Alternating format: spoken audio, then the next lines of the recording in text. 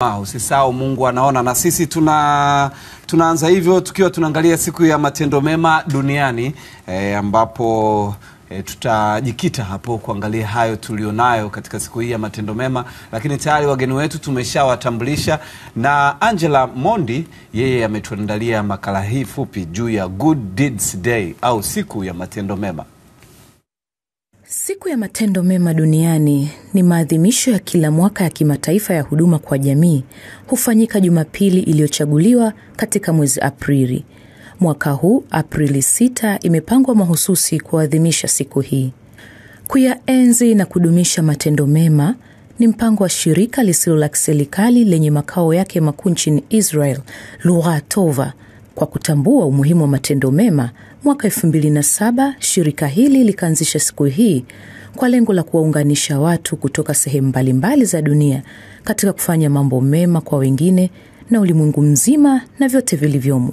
Tukio hili linaunganisha watu kutoka nchi zaidi ya 100, likiwahimiza kukusanyika pamoja, kuchukua hatua ili kuboresha jumuiya, kusherehekea matendo ya huduma ya kujitolea na kutekeleza wazo kwamba kila mtu anaweza kufanya kitu kizuri kwa ajili ya mwingine. Ulimwengu unaalikwa katika siku ya leo kwa kushiriki kwa matendo ya fadhili ili kuifanya dunia iwe mahali bora na salama pa kuishi.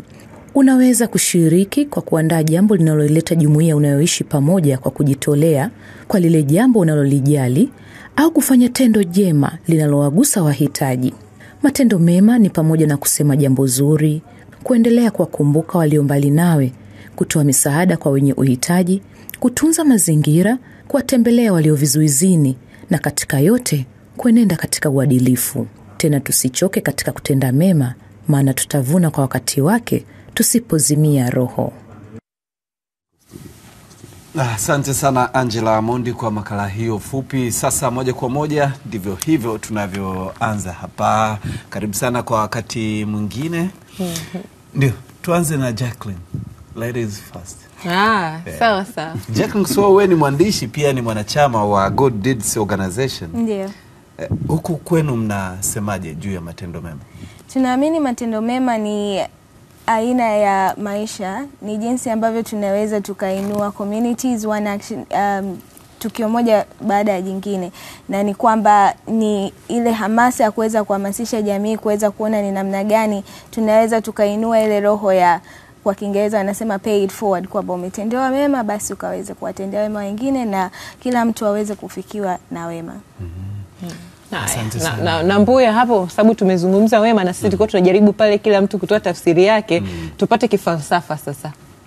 Wema ni nini? Kuna wengine matendo mema ni yapi? Mimi nilihisi kumfanyia mtu kitu ambacho hastahili. Yaani hapo ndio nimemtendea wema. Kwanza matendo mema au mabaya ni kipackage kidogo ndani ya utamaduni. Maana kwenye utamaduni achilia lugha, mavazi na vyakula, lakini kuna mfumo wa maisha, alafu kuna venye kuthaminiwa, na kuna venye kuleta punguzo katika kuumiza watu wengine. Kwa tunasema ni norms and values, kwamba zile zinaeleweka na wenye utamaduni ule. Na kwa sababu hiyo tukisema matendo mema, kwanza yatamadunishwa kwa ngazi ya mtu binafsi, familia ndio kitovu, alafu yambukizo kwenye jamii. Nilikuambia hapa kabla kwamba kwenye mataifa kama Ujapani, kwenye mataifa kama Dubai, una uwezo wa kusahau kitu mahali na ukakikuta. Sasa hapa kwetu hujasahau, kimeondoka. Yaani unacho na kinaondoka. na hii unakuta kuna wenye kulaumu kwenye hicho kuondoka, ulikuwa nacho kaondoka, lakini kuna wenye kusupport kwamba ndio riziki yake iliko kuwa mle. Maana yake nini? Tuna mpishano kwenye tafsiri ya nini jema, nini baya. Hatujatamadunika kwa umoja kwamba ni kipi tukiite wema, ni kipi tukiite ubaya. Ndio maana kuna watu ukiwaambia, Jacqueline anasema kwamba ana taasisi ya matendo mema, anasema kakosa la kufanya. Kwa nini? Hajatamadunika kuona kwamba kuna matendo ambayo yanaleta ahueni na nafuu kwenye maisha kwa ujumla wake. Kwa hiyo sasa hapo ina maana hatuna tafsiri moja ambayo imenyooka ya wema au matendo mema. Kinachokosekana kama nilivyosema kwamba gari hata muonekano wa gari, lakini gari yenye kutumia mafuta ya petroli ukaweka dizeli, injini na noka, kwamba hatujalelewa kwa mtindo ambao unatufanya tukawa na uelewa mmoja.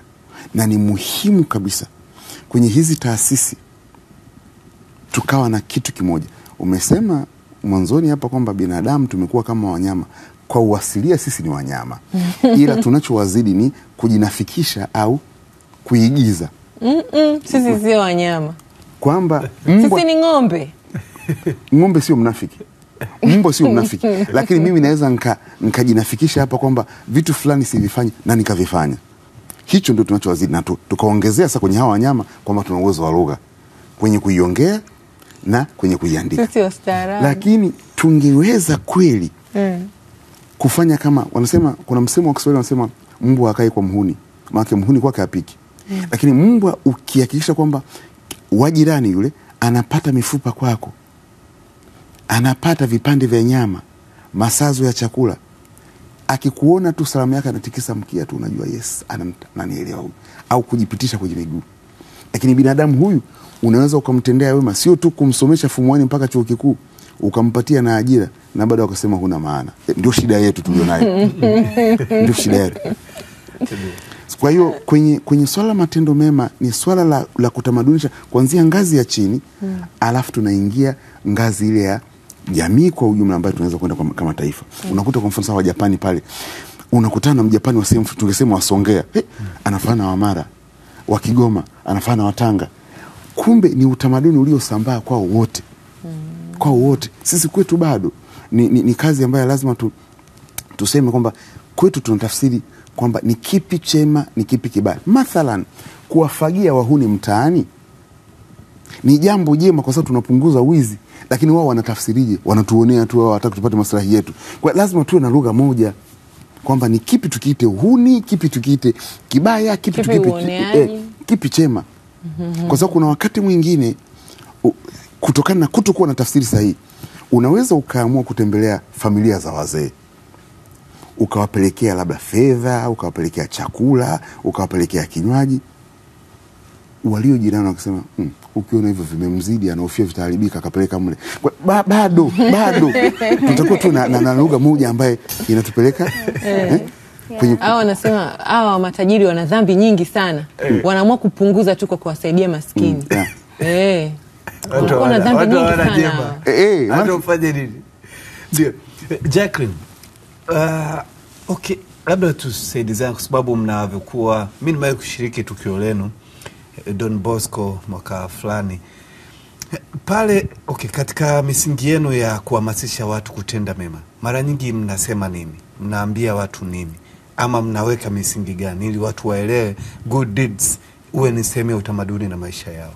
Tuna slogan inaitwa do good feel good, kwamba when you do good you even feel good, kwamba inawezekana kuna namna mtu mwingine alikuwa na uhitaji.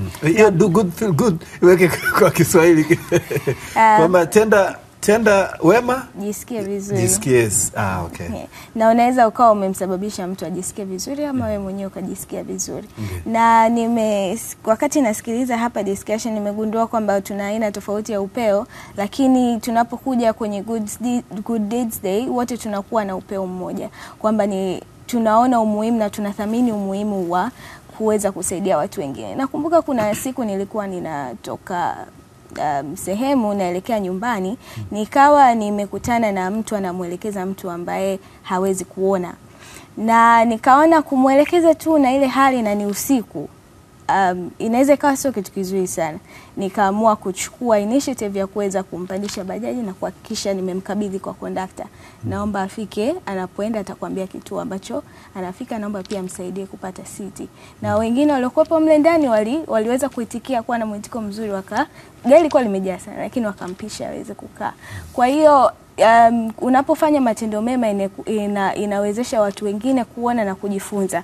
Ameeleza vizuri sana kwamba upeo unaweza ukawa sio mmoja na malezi yanaweza akawa tofauti. Mimi ninajua kwamba siwezi nikamwacha mtu ateseke na kati nina uwezo wa kumsaidia, na kwa hivyo unapofanya unawafundisha na wengine kwa namna fulani, zile shule za papo kwa hapo, unaona.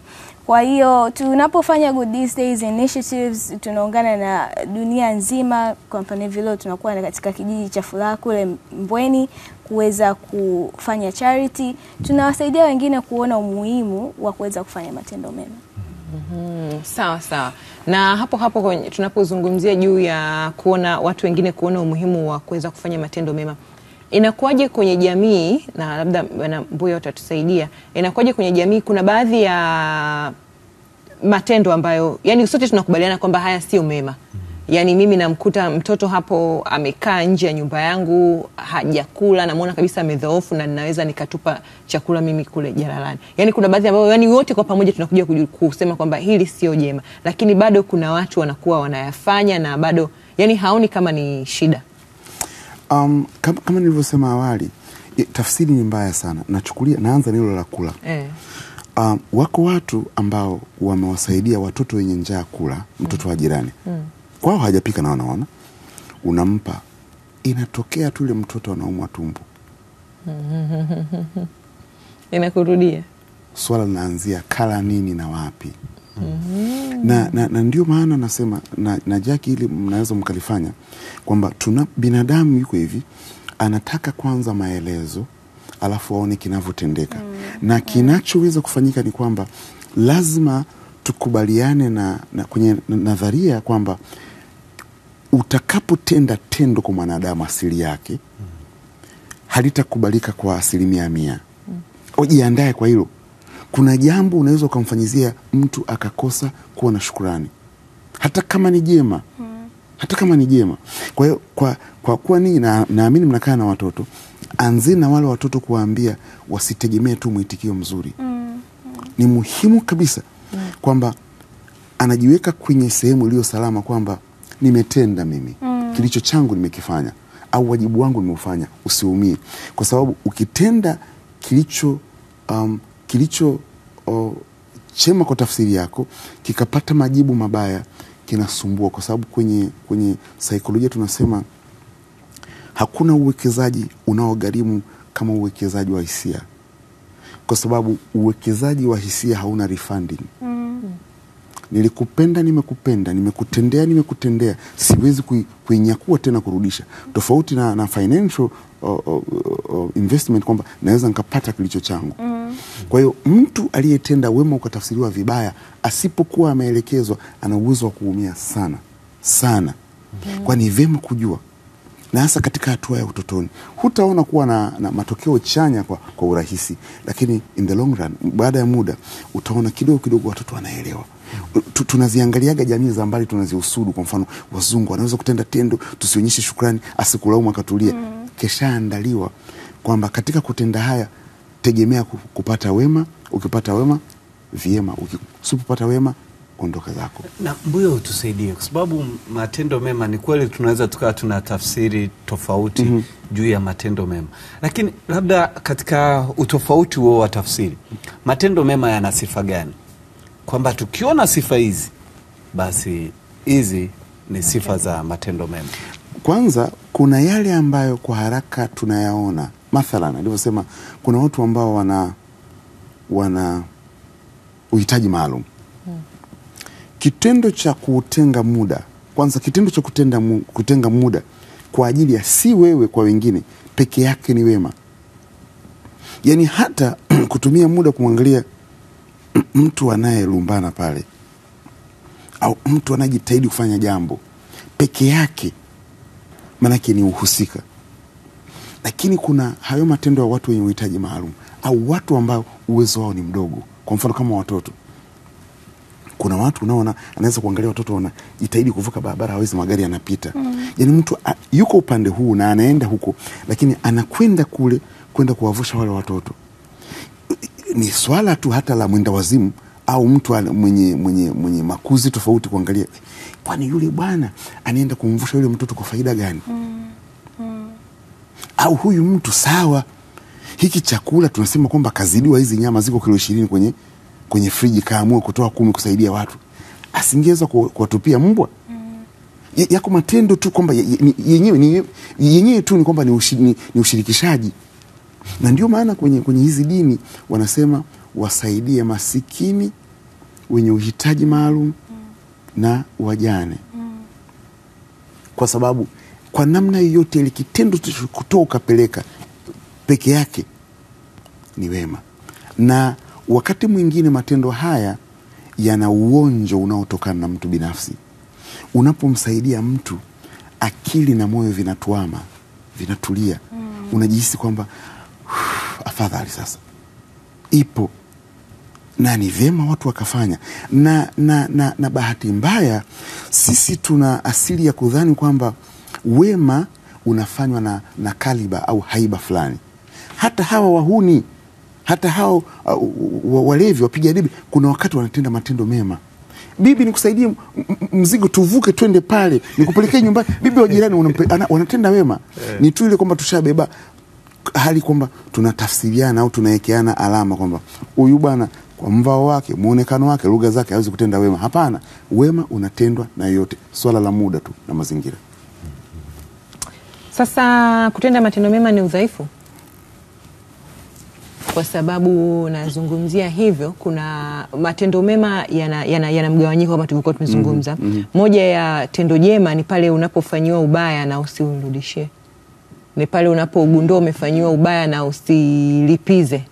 Lakini kwa tafsiri ya kizazi cha sasa hivi, yani kuna namna wewe ni dhaifu, kuna namna wewe ni mshamba, kuna namna kama hauko sawa. Na kuelewa.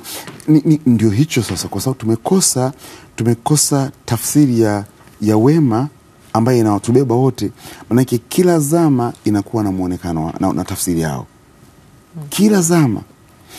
Na hiki ni hatari sana, kwa sababu hakuna mahali utakuja kuungana tusipokuwa tumelitendea wema hili.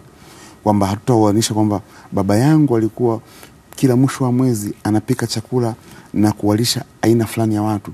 Yani hilo halitakuwepo. Na tutarudi, kwa sababu binadamu asipofundwa uhayawani unamnyemelea. Ni lazima kwamba tuwe na tafsiri moja. Kuna watu kabisa wanasema wewe yule unasaidia watoto yatima, hebu twende tukaichome moto huko. Pombe hujaziona kule. Ni namna tu. Sasa watu wa namna hilo wanatakiwa kuelimishwa. Watu wa namna wanatakiwa kufundishwa kwamba tunapaswa kuwafikiria wengine, kwa sababu hata maandiko yanasema hivyo. Lakini pia ni kosa kwa mujibu wa maandiko ya dini kadhaa kwamba kumsaidia mtu ambaye unajua hataonesha shukrani. Hataonesha shukrani. Okay. Asante sana. Tutakuja kurejea. Tupo na simu ya mfuatiliaji wetu. Karibu sana, utuambie unaitwa nani na unatokea wapi? Naitwa nani Kabandika. Ndio, karibu sana, unatokea wapi? Ndio. Niko Kibaha. Kufuatilia kwa uchache hii mada. Ndio. Nimeona mwanafalsafa na dada hapo. Kikubwa ambacho mimi ningeweza kuchangia au kusema juu ya siku ya leo ya kitendo matendo mema. Kwanza hii ni kama skill, yani ni kama kitu kinatakiwa kijenge ndani ya mtu au ndani ya ndani ya mtu, kwa sababu tunayoyaona yanayojadiliwa hapo. Kwa mfano, kuna wema mwingine unatakiwa uitende hata kama wao utakuwa ni machungu kwako, lakini ni wema kwa hiyo wao mtendea. Inabidi ufanye. Usiangalie tu faraja au furaha itakayokuwa kwako. Kuna wakati unaweza kutenda wema wewe utapata machungu, lakini ni wema unatenda. Kwa hiyo niliposema kwamba inatakiwa ujenge ndani ya mtu, inaweza kuainisha aina zote hizi za wema ndani yake. Ni lazima hiyo umeshiba, umejaa ndani yako kwenye nafanya wema. Haijalishi napata nini. Asante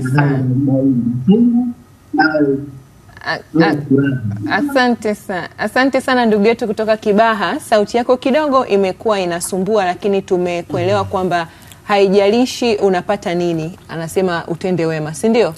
Haijalishi kwamba unapata nini kinachokulipa. Tunashukuru sana kutoka Kibaha. Pole, sauti yako imesumbua, lakini ujumbe tumeupata. Sasa Jacqueline, ulizungumza kwamba moja ya sababu ambayo mtu anatakiwa kutenda wema ni ili ajisikie vizuri. Kiuhalisia, nikiwa na pesa zangu kwenda kuitumia na rafiki zangu, kwenda vacation, kwenda sehemu za starehe, unataka kuniambia nitajisikia vizuri zaidi nikienda kituo cha watoto yatima kuliko kwenda sehemu ya starehe? Mimi kama kijana, yani kuna namna kama unanichanganya, yani sikuelewi. Ninaweza nikashindwa kuongelea kwa upeo wa kijana mwingine, lakini ninaweza nikaongelea kwa upeo wa kwangu mimi. Ninaamini kwamba kuweza kutenda matendo mema ni ile hali ya kuweza hata kuweza kumfurahisha yule ambaye unamwabudu. Kwa mimi hapa, kwa sababu mbali na hizi kazi nyingine ninazozifanya, nimejikita katika ujasiriamali wa kijamii, ambapo ninajishughulisha na mambo ya afya ya akili, elimu na utunzaji fukwe za bahari. Na kwenye afya ya akili kuna jukwaa ambalo watu wanakuja pamoja kujadili namna gani maneno yanaathiri maamuzi. Waga tunaandaa matukio mbalimbali kuweza kuwasaidia watu kuelewa identity yao, kuelewa wao ni nani. Kuna siku niliandaa jukwaa kubwa, nikaita watu mashuhuri, sio kwa namna ambayo dunia inafahamu, lakini kwa jinsi ambavyo wana elimu na maarifa. Na kwa hivyo ingeweza kuwa ni nafasi nzuri ya watu kujifunza. Na walijisajili watu 130. Nikaandaa mambo kwa ajili, vitu vyote kwa ajili ya watu 130. Nakumbuka nilala saa 10 asubuhi kwa sababu kulikuwa kutengeneza viti, kuhakikisha kila kitu kiko sawa, lakini walitokea watu 36. Na huwezi kuamini niliweza kulala vizuri siku ile kwa sababu niliamini wale watu 36 walipata kile ambacho kilikusudiwa kupatikana. Na kwa hivyo ukimaanisha kwamba hata wangekuja 130 ambao wangeondoka wamepata kitu ni 36. Yes. Hata angekuja mtu mmoja, ningeenda nyumbani ninafurahi sana, kwa sababu mtu mmoja kuweza kuelewa kwa nini awe alivyo, au kwa nini aweze kurudisha wema kwa mtu mwingine, hata kama sio sasa hivi bali hata kwa vizazi vinavyofuata, ni muhimu zaidi kuliko kuwa na watu 100 na wasiweze kufanya chochote mbeleni. Tunajenga taifa kwa namna hiyo, tunajenga imani kwa namna hivyo, tunajenga tabia kwa namna hivyo. Mtu mmoja baada ya mwingine kulingana na muda ambao tumepewa. Sawa sawa. Mbuya, mtoto mdogo anakuuliza kwa nini nitende mema, unaweza kumshawishi nini? Kwa sababu unamwambia kula ili urefuke. Unajua watoto huwa tunawapa, yani watoto wanataka vitu vinavyoonekana. Lala ukue, kunywa maji, hivyo ngozi yako iwe vizuri. Mtoto anataka kitu kinachoonekana. Sasa ukimwambia tenda wema eti hisia zako ziwe vizuri, kuna namna hakuelewi, na mnasema tuanze kumuelezea kwanza mtoto akiwa mdogo. Inakuwaje hapo? Kwanza naomba sio mwalimu wa Kiswahili mimi, lakini naomba niweke sawa. Hii kauli ni kawaida sana kusema fulani ana roho mbaya, si ndio? Duniani hakuna mtu mwenye roho mbaya. Kweli? Kabisa. Kuna watu wana roho mbaya? Sio roho mbaya. Hujakutana nao? Ni moyo mbaya, kwa sababu ndani ya moyo ndio matendo yanatengenezwa. Tunakosea kusema roho haitengenezi matendo. Kwa ana moyo mbaya. Ana moyo mbaya. Kwa sababu ndani ya moyo ndio matendo yanatengenezwa. Lakini sema hivi, nachukulia Shishi mnayemfahamu. Nimefanya nadharia naye sana.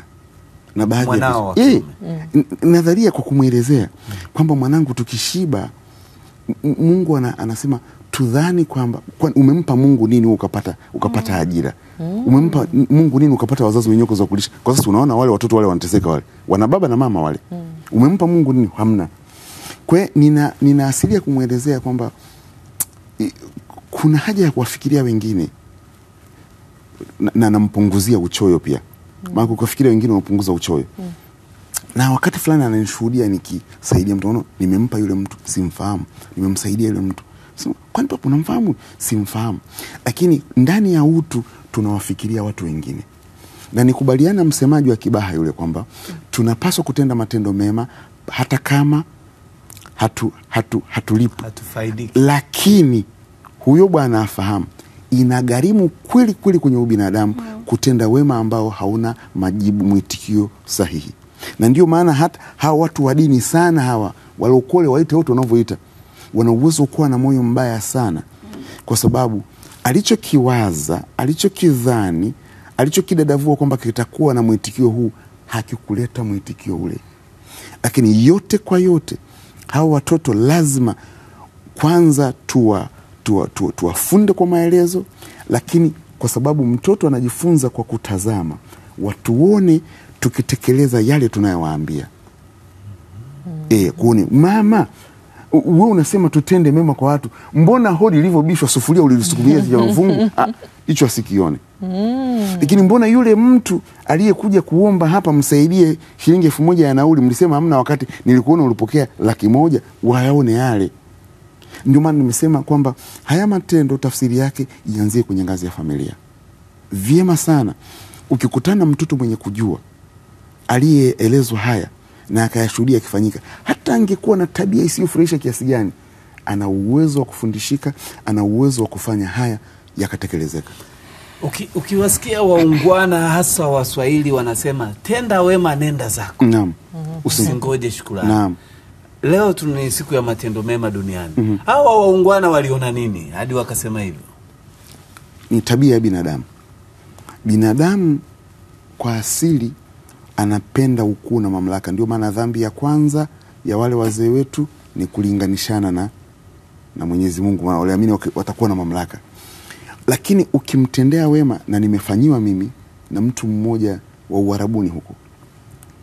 Wakati huo mshahara wangu ulikuwa ni shilingi 45,000. Ilikuwa ni siku ya ibada ya Ijumaa kwa Waislamu. Tuliwasiliana tu, akaniambia leo una bahati. Simfahamu. Leo una bahati. Ni siku ya kutenda matendo mema. Akaniuliza una benki account? Wakati huo nilikuwa na maisha nikamwambia sina chochote. Akaniambia Western Union unayo sehemu? Nikamwambia ndio. Akaniambia nipe namba. Nikampa namba yangu, akanitumia ile neno siri, akaniambia nenda pale utapata 120,000. Na alinipa namba yake.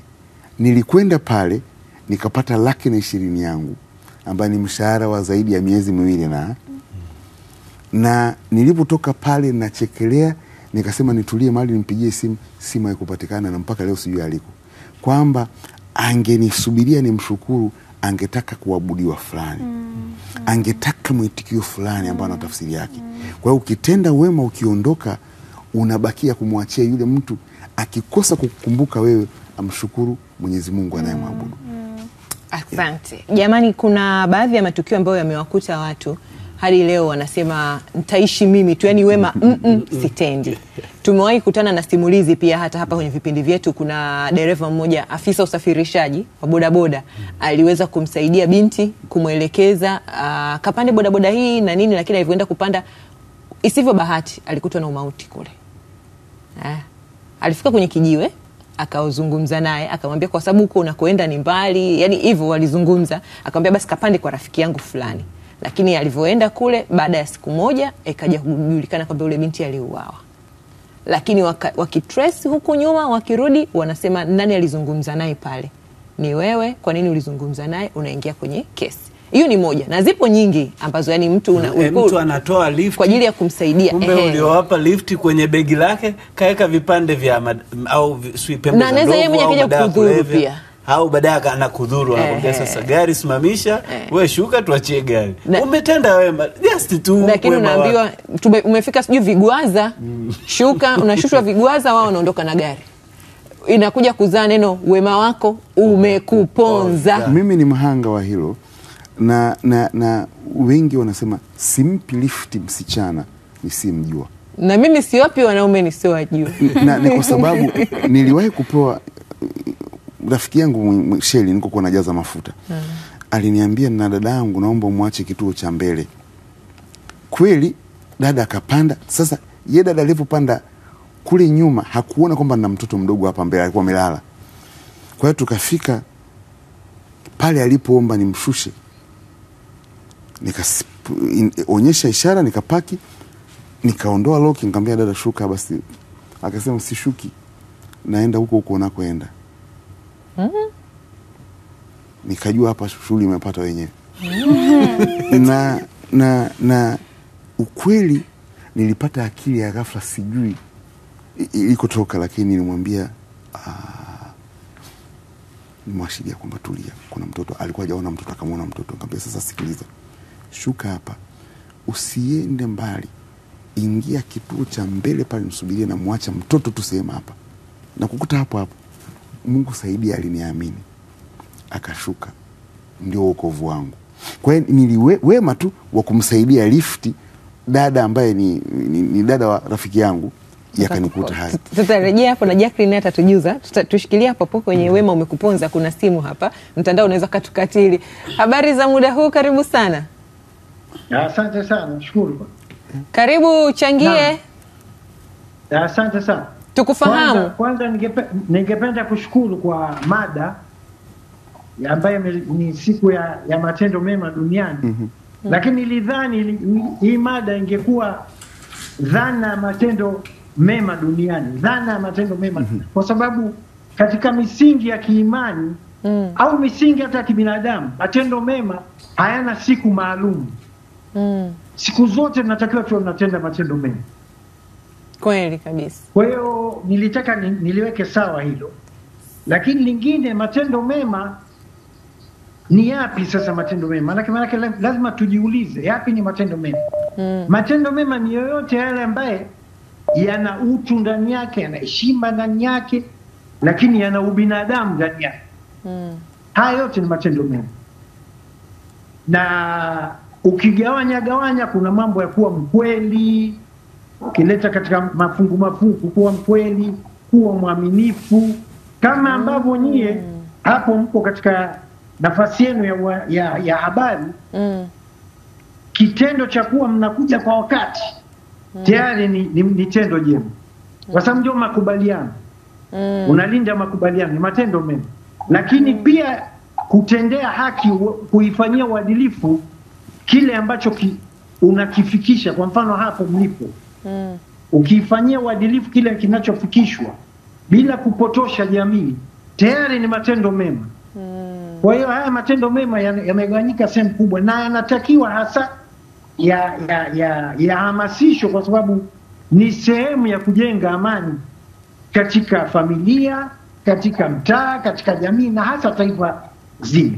Sawa, asante sana. Kuna haja ili jambo hili liendelee kuhamasishwa na isiwe siku ya matendo, bali iwe dhana ya matendo mema duniani ni nini. Asante sana. Kila mmoja aelewe anatakiwa kuwa na matendo mema kwa kiwango gani. Tukumbushe jina lako, unatokea wapi? Jina lako? Mimi naitwa Abdurrahman Bob Said kutoka Iringa, kutoka Dar es Salaam Temeke hapa.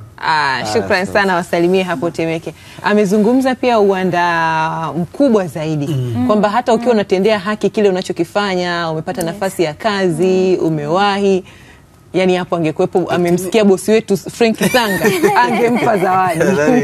Nadhani Abdurrahman lakini kabla hujamuuliza kitu, kwa sababu hoja ya Abdurrahman tusiache ina nani, tutarejea tu kule. Swala la kuwa mwadilifu. Mimi nimeshuhudia watu wanastaafu, mtu anamlaumu babake. Yaani baba alikuwa na nafasi nzuri, hata hajaiba. Yaani kabisa watu wanamaanisha. Unakuta mtu anafanya kazi bandari. Alifanya kazi bandarini. Alifanya kazi hazina. Lakini ona baba hata hajafanya, lakini wezi watu wanaiba na tunawasifia kabisa. Yani jamaa ameshatoboa. Mwanaume wewe. Kuna jamaa kabisa, yule jamaa ameajiriwa hivi karibuni sui mamlaka fulani ya nani, anabadilisha magari saizi, na tuko sawa. Hii jamii sasa ya matendo mema. Niliposema kwamba kuwe na tafsiri, watu watemeke tuna akili sana. Unaona Abraham ndio anachosema dhana ni nini mle ndani yake. Na tukikubaliana kutafsiri, tutatenganisha magugu na kilicho sahihi, kitakaa vizuri. Kwamba wewe umesema tu mtu akipata, siku hizi ukipata kazi tu wanakuambia haya ushindi, yani upongeze kwamba ushindwe wewe sasa. Yani ushindwe wewe, maana kufanya mambo ya ziada miezi 6, una nyumba 3, una magari 3, kitu cha namna hiyo. Na ubaya haupati uhalali hata kama unaleta utajiri au faida. Ubaya haupati uhalali. Kwa hiyo matendo mabaya hayapati kibali. Hapati kibali kwa namna yote, hata kama unakuwa tajiri kiasi gani. Ndio maana kuna watu ambao wamekuwa na fedha nyingi sana wakafa kifo cha fedheha kabisa.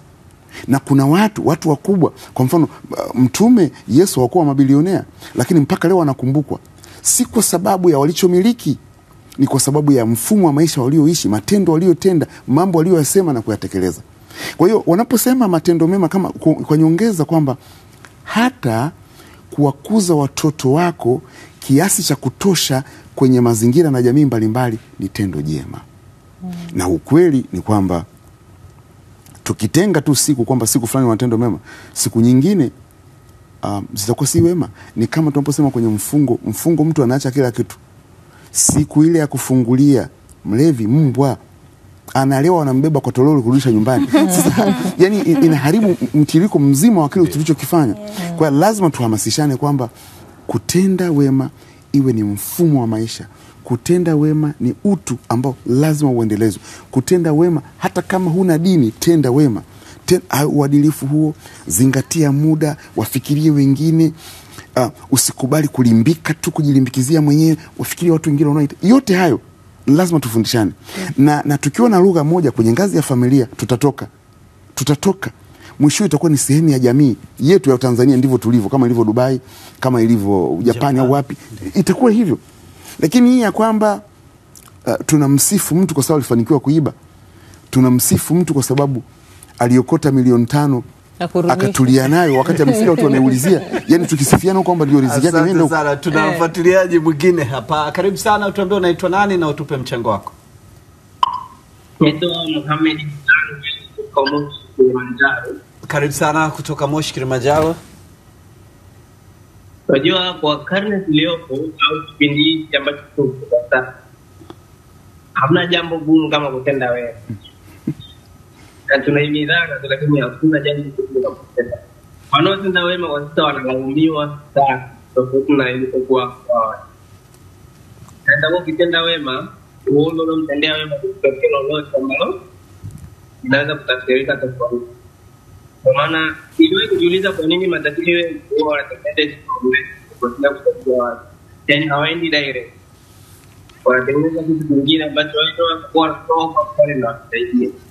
Sababu wale wanaosaidia huwa wanatulaumu sana pale tunapofikia au tunapochelewa kufikishia kile wanachokihitaji. Sawa sawa. Asante sana ndugu yetu, wasalimia hapo Arusha. Kilimanjaro. Oho. Kilimanjaro ni Moshi, afu Arusha ni Arusha. Mwalimu wangu alitenda wema kunifundisha na mimi. Asante sana, tumepata mchango wako. Na anasema ni rahisi kuzungumza lakini kiuhalisia kama binadamu kutenda wema. Yaani kutenda mambo mabaya imekuwa ni rahisi kuliko kutenda wema. Yaani gharama ya kutenda wema. Naweza usiamini. Jacqueline, tia neno hapa kwa hawa wageni wetu wawili. Kwanza hili kwamba sio rahisi anavyozungumza, kwa sababu umekuwa na watu umekuwa ukihamasisha ni kweli sio rahisi kiasi hicho, afu tuangalie na lile swala zima la wema umekuponza. Kwa upande wangu ninaweza kusema kuwa ni kweli kuna muda mwingine sio rahisi, kwa sababu katika miaka yangu 10 ya ujasiriamali wa kijamii kuna mambo mengi yametokea. Wema uliniponza. Kuna majina nilipata, mama mashuhuri mwokota makopo. Kuna kesi nilizushiwa, kuna muda nilikuwa niko katika hatihati ya kusema kwani lazima. Unaona? Lakini katika hivi vyote, kama nikirudi katika pointi yangu ya kwanza, ni kwamba ni kama unarudisha ibada kwa aliyekuumba, kwamba unaona nini mbele. Na tukizungumzia swala la imani, tunarudi kwenye pointi ya imani ni nini? Kuwa na hakika na mambo yatarajiwayo bayana na yanaonekana, kwamba ninatarajia nini. Nikimwelimisha huyu anarudi nyumbani kwa anasaidia familia yake, hata kama hatorudi kwetu, hatorudi kwangu, akimshukuru Mungu imeisha. Lakini wema umekuponza, ile response yako baada ya pale ni nini? Utakasirikia dunia nzima au utaenda kumfanyia ubaya mtu mwingine ambaye unakutana naye mbele? Maana vitu ambavyo vinatokea. Kwa hiyo unaona nini mbeleni? Inabidi tuwe katika hali ya moyo ambayo unaangalia tu naendelea mbele kwamba hata kama nimefanyiwa hivi, nguvu ya upendo itanisaidia kupata uwezo wa kusamehe kila siku na kutoa msamaha bure. Umeniita jina fulani, natoa msamaha bure. Maana mengi ya vitu ninavyovifanya nagaramikia kutoka mfukoni. Muda mwingine watu wakuja wawili, muda mwingine nakuja mmoja, muda mwingine nakaa mwenyewe nasubiria mpaka muda umeisha. Ni sawa, nafunga duka. Lakini iko kesho ninatarajia kuona vitu vizuri mbeleni. Maana hata mbuyu ilianza kama mchicha. Nina uhakika kwamba watu wataweza kuelewa maana ya matendo mema na kufanya matendo mema. Lakini inatakiwa iwe na uvumilivu, na pia nguvu ile ya msamaha kutokana na imani itanisaidia kuendelea kuwa na ile nguvu ya upendo ya kuendelea kufanya kitu ambacho nafanya. Hata kama umeponzwa kuna faida. Naomba nisome ujumbe. Okay, sawa. Anasema twende mbele turudi nyuma jamani. Ni bora tu tutende wema, haijalishi wema wako utakupa changamoto gani, Mungu atakulipa, sio kiumbe. Anasema anaitwa Khalid Kachuru kutokea Korogwe, Tanga. Asante sana. Anasema jamani, nimeguswa sana na mada ya leo, namna ya kuwafikiria wengine katika kutenda mema. Anasema hongereni kwa kipindi kizuri. Matendo mema, hata kujitendea wema, matendo nayo ni matendo mema. Mfano kutumia lugha nzuri, kujipenda, kuwahi kulala, kuacha pombe, sigara na mambo kama hayo. Anasema haya yote ambayo huathiri jamii kwa mtazamo chanya na ni matendo mema. Anaitwa Hadija Joseph kutoka Kondoa mjini Dodoma pale. Asante sana. Anasema Yesu Buganga wa Kigoma, naomba haya tumepata ujumbe wako. Muhammad Kumeja Ugongoni na Chunguya Lindi, hata ukitenda wema ukaenda zako watu wala hawajali. Haya, asante. Huyu anasema Charles Amon kutokea Dar es Salaam, yeye kwake anaona matendo mema ni kusaidia wahitaji, kutoa elimu au maarifa, kulinda mazingira, kujitolea, kuonesha huruma, kusema ukweli na kutenda haki. Hapa kwenye kusema ukweli, hivi sauti inatosha kweli? Alizungumza na ndugu yetu Atemeke. Kwenye kusema ukweli kuna namna sauti haitoshi. Kusema ukweli ni matendo mema jamani. Anaitwa Agrey kutoka Morogoro, anasema hapo waache wanasiasa. Tuache wanasiasa. Na huo ndio mwaka wao. Utasikia ukweli wao. Anasema hivi, kumkopesha mtu afu asikulipe na usimdai ni tendo jema. Sasa Agrey na tutafuta jambo. Hasani Abdalla Hasani wa City Center Moshi Tanzania anasema asante UTV. Kumbe kuna siku ya matendo mema, nilikuwa sifahamu na nimejifunza mengi sana. Haya, anaitwa Godfrey Msimu anasema siku hizi watu wanakosea sana. Wakitenda wema wanategea wema huo uwarudie kwa ghafla tu bila kusubiri. Asante. Audas Marino wa Kilimahewa Big Bite Mwanza anasema kutenda mema hakuna muda, tenda wema wakati wowote na mahala popote. Matendo mema ni upendo kwa Mungu. Tuendelee kutenda mema, tunawatakia Jumapili njema. Haya, muda wetu nao unakimbia. Tumebakiza dakika kama 5 tu. Ndio Mzembue. Kwa sababu tunaona katika dhana ya kutenda matendo mema watu tunajifikiria tutakavyonufaika. Ama mtu anaweza kukuuliza, mtu wako wa karibu, wewe unanufaika na nini? Yaani wewe unanufaika nini? Mbona unajishughulisha sana? Tukumbushana hapa, dhamiri na dhamira ya kutenda matendo mema inapaswa kusindikizwa na kunufaika kwetu nyuma. Tuna mfano hai Jacqueline hapa kwamba tunapotenda jambo ambalo linatafsirika hata kama likubaliki kwamba ni jema, tunakuwa na amani ya akili na moyo. Alafu kuna matendo yanazidi dini. Maana dini bora kuliko zote ni matendo ya mtu. Huwezi kusema huyu katenda wema Kiislamu, katenda wema Kibuda, katenda wema Kikristo. Matendo mema yanazidi yote. Kwa hiyo tunapo yatafsiri kwa namna pana ya mafungu mbalimbali kwamba ni kutenga muda, kuwahi kazini, kuwa mwadilifu, kusema yaliyo ya dhati, kuwafikiria wengine, kwa mtindo wote ule, yale yanatuletea amani. Nafikiri wote ni mashuhuda, wote hapa na hata walioko, tunajua inavyotugharimu, tunavyoumia tukichelewa sehemu ambayo tulipaswa tufike kwa wakati. Yaani hasa unapochelewa ofisini, nitamwambia nini bosi na anakuaga mlangoni, tunajua. Lakini tukiwahi pale tunakuwa na amani ya akili na moyo. Na tunapowasaidia watoto, kwa mfano watoto wenye uhitaji, au watu ambao hawana wakapata, kuna kitu fulani achilia kwamba wanafaidika wao, tunatimiza kwa Muumba wetu, lakini hata sisi wenyewe kuna kitu tunafaidika hata kama hatutakiona. Hata kama hatutakiona kuna kitu tunachokufaidi pale. Na ni muhimu kweli kufanya. Na nimalizie kwa kusema niombe katika ngazi ya familia, hata kama unaitwa mchawi, hata kama unaitwa mwizi, lakini ifunde jamii yako, mamako, wanao, familia yako kutenda wema. Na hata wewe uliye mhuni, hata wewe ambaye ni mlevi, hata wewe ni mwizi, siku moja toa sadaka, mule ndio unapopata faida ya kupata tena katika mazingira hayo. Kwa mwisho wa siku utakuwa na kitu ambacho sawa ni mshenzi, sawa mpuzi, familia haina adabu, masikini, lakini wana haya, kwa sababu hakuna mtu anayekuwa mbaya mpaka mwisho, hakuna mtu anayekuwa mwema mpaka mwisho. Tuna wema na ubaya, lakini tukifanikiwa, wema na matendo mema yazidi yale tunayofanya kila siku. Kwa hiyo matendo mema ni akiba, ni ibada. Unajua Mercy amenikumbusha, kuna mzee mmoja, nimeshuhudia scenario mbili za matendo mema na mabaya. Kuna mzee mmoja yani sasa hivi wanunui mafuta petrol station. Kwa sababu alikutana na mtu aliyemwambia ulinisaidia wakati fulani. Jamaa anaanza kujitahidi kukumbuka. Miaka sasa imepita kama 30. Kakamwambia huyu mzee kwa sababu muda huo mambo yake hayako vizuri. Gharama yake ya mafuta ya hii gari, mimi nitakuwa akija tu mwekeni mafuta. Nimeshuhudia mtu akilaumiwa kwamba nimeshakusamehe ila mwaka fulani ulinitendea hivi. Na sasa yule alimwambia mbele ya watu afu wa kumheshimu. Kwa hiyo alifadhaika sana.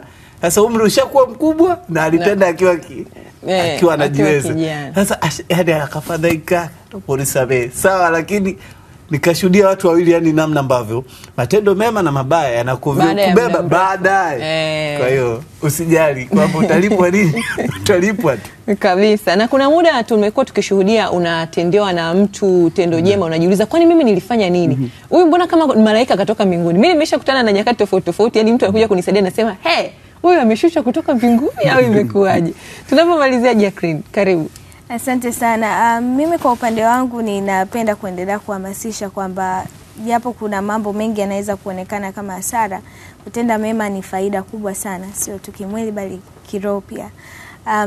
Kwa kikubwa nachopenda kuwashirikisha ni kwamba kitaifa mwaka huu Good Deeds Day itafanyika jijini Arusha tarehe 26, na kwa hivyo tuzidi kuweza kukaa chonjo kwenye peji za Good Deeds Day Tanzania kuweza kupata zile taarifa za hapa na pale, na pia ninategemea watu wa Arusha waweze kutuunga mkono na kuweza kushiriki na Arusha na viunga vyao. Yes.